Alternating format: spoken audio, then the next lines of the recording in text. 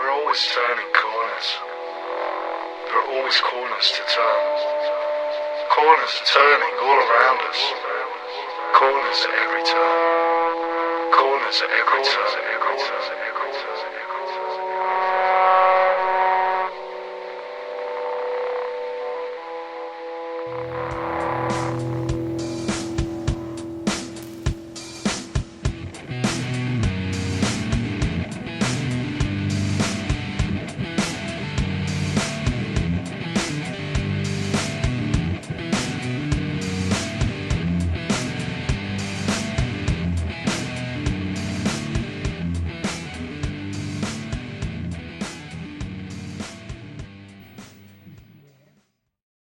When COVID-19 came along, we, like everyone else, moved to online teaching.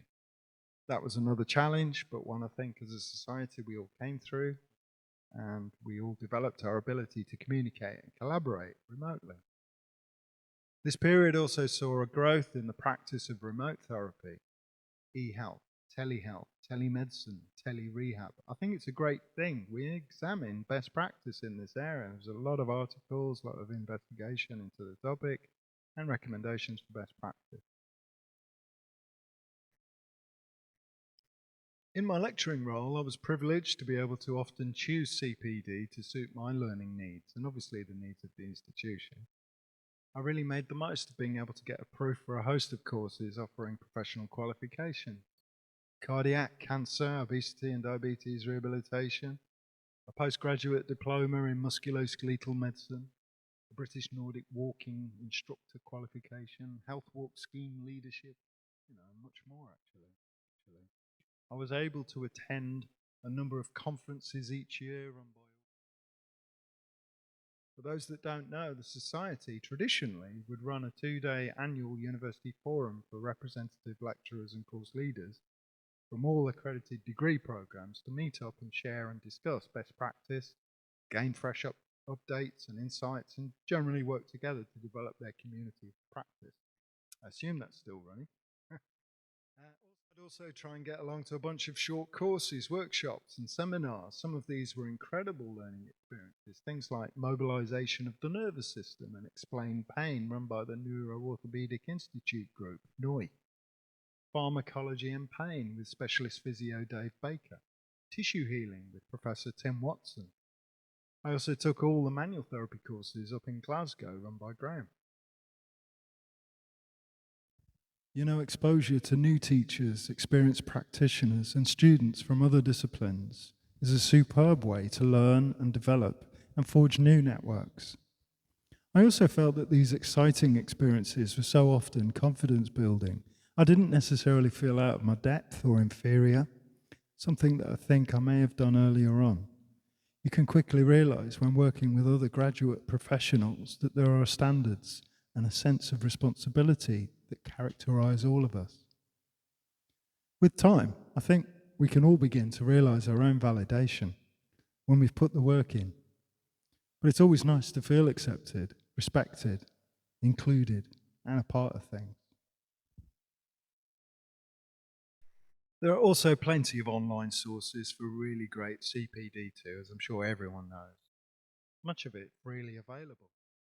Of course, CPD is not just about attending courses or going online. It's about reflecting on and examining our own practice. Every new client encounter provides us with a learning opportunity.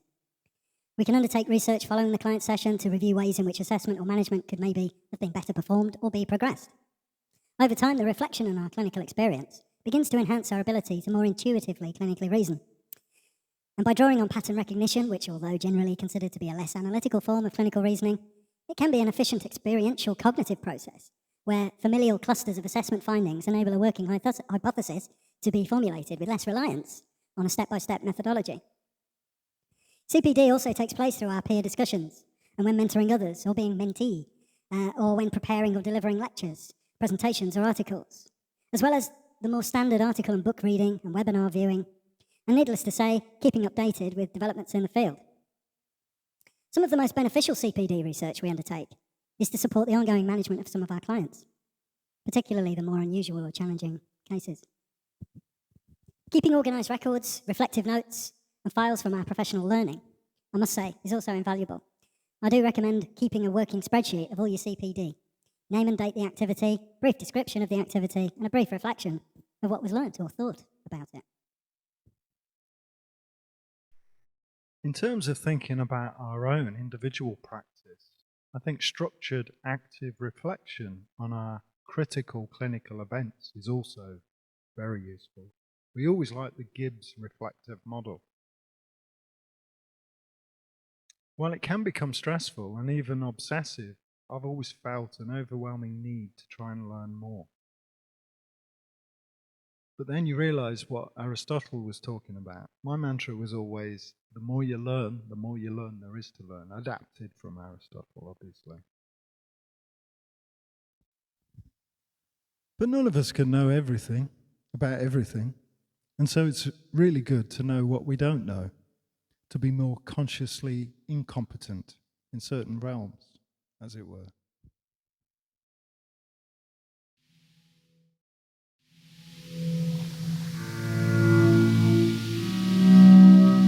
The more you learn, there is to learn. The more you learn, there is to learn.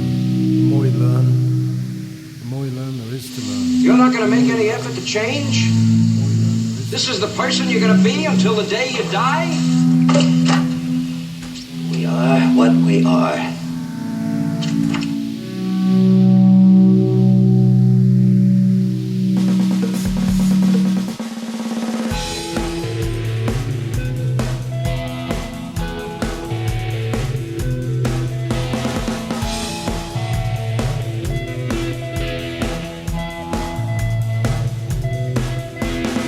Change.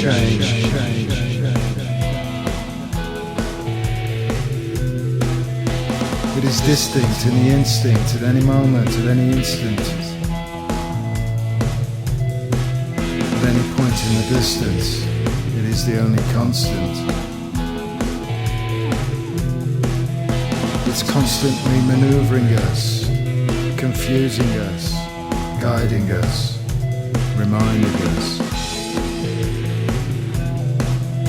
But it's here for us, it's there for us, it's central to our being, to what we have to challenge us. It's present in all that we do. It's what we are seeing, it's what we are feeling, it's what we are hearing, it's what we are being. Be what we aspire to do. It is, of course, what we always knew. There is, of course, always something new.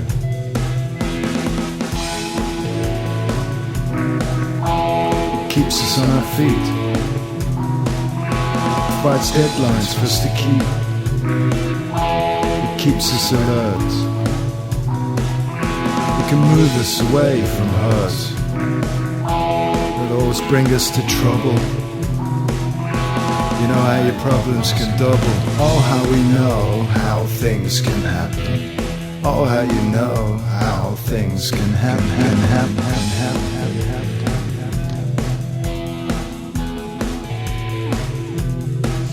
You're not going to make any effort to change? This is the person you're going to be until the day you die? We are what we are. The more you learn, there is to learn. The more you learn, there is to learn. My mantra was always, the more you learn, there is to learn. Adapted from Aristotle, obviously. Having doubts about your own knowledge, skills, and capabilities wasn't called imposter syndrome 20 or 30 years ago, but we knew what it meant. I think it's a pretty natural, honest, and humble characteristic to have, especially as a novice. Never feel that we know it all. I think there are actually very few practitioners, particularly those who are diligent and caring about having good practice, that should be thought of as being imposters or inferiors. With solid foundations, we all offer something of worth.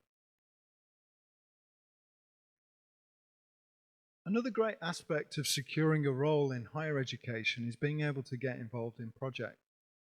I guess my first big project while at university, once I got my feet under the table, was to devise and produce a new handbook for the growing graduate sports therapist community, as we didn't have one. Our goal was to produce something to help secure and build on the solid foundations for the profession, and to the work being done by the SST and its accredited universities. This project was ambitious, and it was a serious personal challenge to pull it all together, on top of a full-time job, master's degree, private practice, and a personal life. But we did it. It took the best part of 5 years, and we published it in 2016. It was received very well. It became recommended reading on most degree courses, and I'm very proud of this one.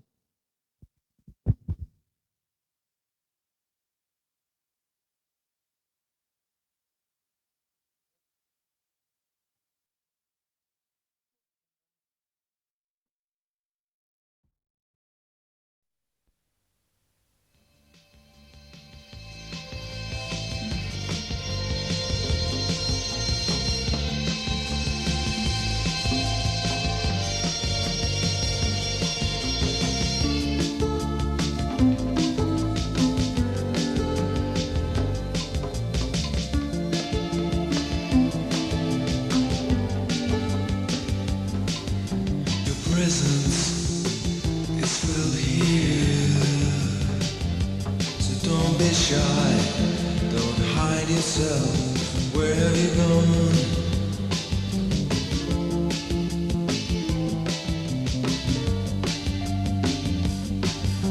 The dirt on your hands is from your digging.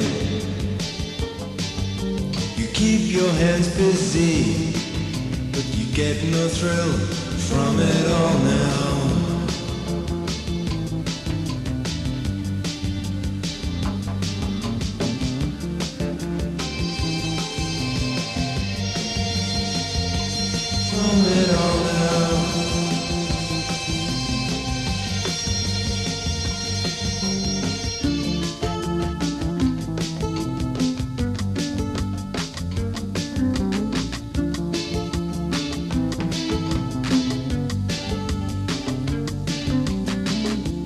What's behind your blank face?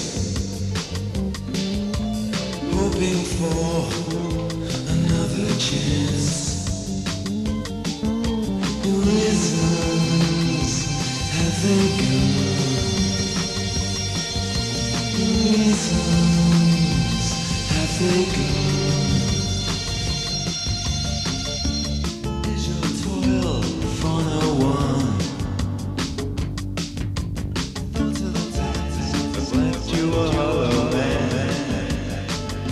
You read it, you follow the words down the page.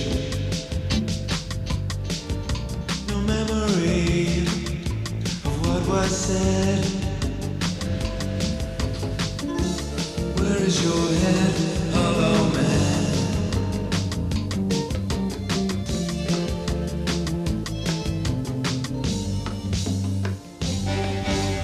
Hollow man, deeply sad, never glad, never to look forward.